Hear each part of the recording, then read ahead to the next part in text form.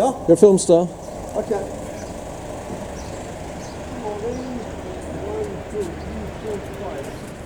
So 2 hours out of Marrakesh, we have a pit stop at the Argana Dicha up in the High Atlas. Oh, you might be able to just see above that building where the road goes. We've had several detours where the road's been blocked by landslides, and we've got these geode and selenite cellars, tagines.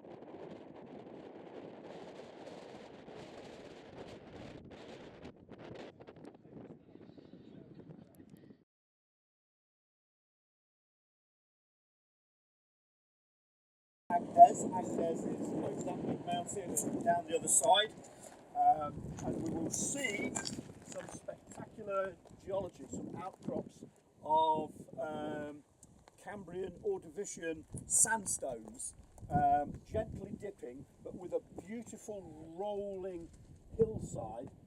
They make beautiful outcrop patterns, like contours, except at an angle. And so you look at it and you think, oh my God, this is all folded and everything. It isn't.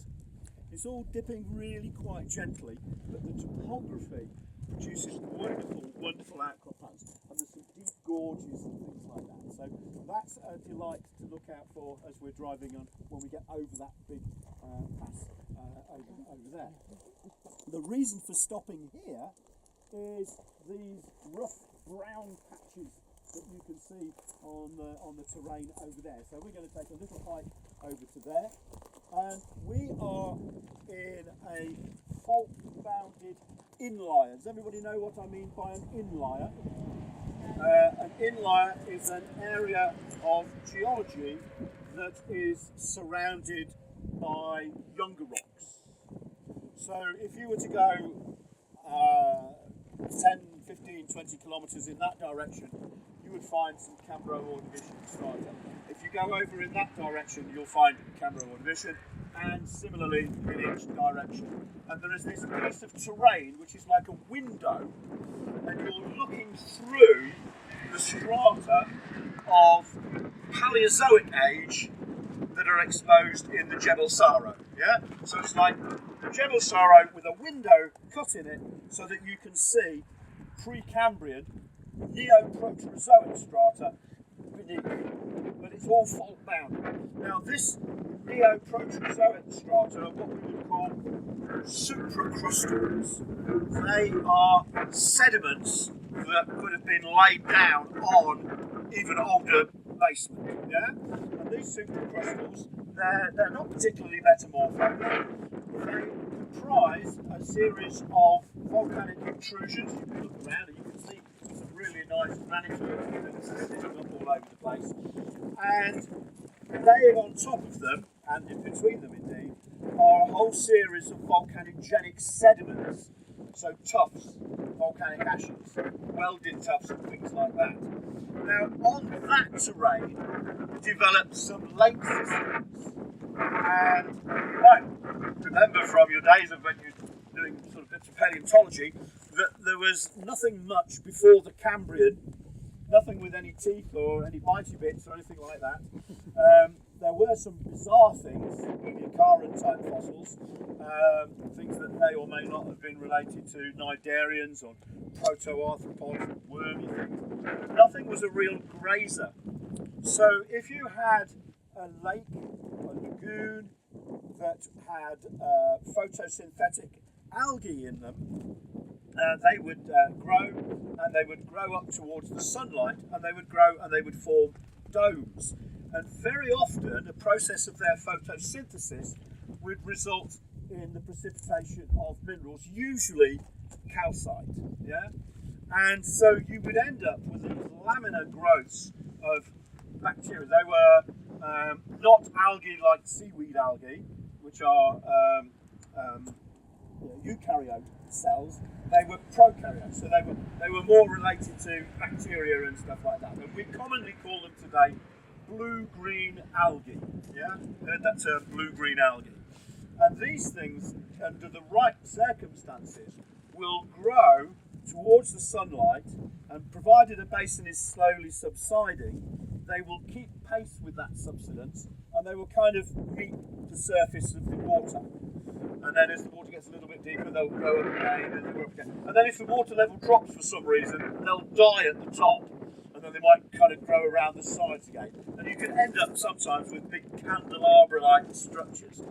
Famously, they grow like that today in a few places in the world, but Shark Bay in northern Australia has a place which is absolutely classic. And you might remember the very, very first David Attenborough epic series, Life on Earth. Remember that? It was such an epic series around the globe that went. And he starts the programme off with going to Shark Bay and showing stromatolites. Well, here we have something that is remarkably similar. It looks a little bit like Shark Bay with the tide gone out, and the stromatolites are here, but they are slightly different. The stromatolites here are more cylindrical. In Shark Bay, they kind of grow up as domes like this. They're this sort of size. And you may also have seen them if you've been to Lulworth Cove. Everyone been to Lulworth Cove? You know where in Lulworth Cove you're looking out to sea and the two sides come in to make the cove? Those slopes there, and also at Stair Hole, you can see some big domes, low domes. They're stromatolites, more of the Shark Bay type. Here, you will see these big structures with lots and lots of stromatolites in them with smaller diameters, as though they've coalesced. So they had a slightly different growth habit, so presumably a different species of blue-green algae or an equivalent prokaryote of some sort. So they're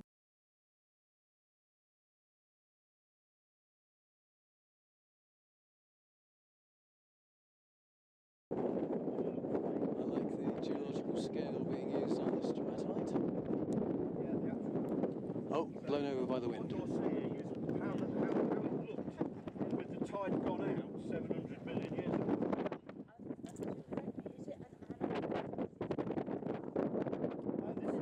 And the Moroccans down in the desert do struggle to make a living. So the story I heard was that the king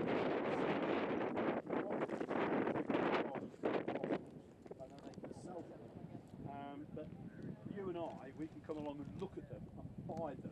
We can't set up our own fossil business here.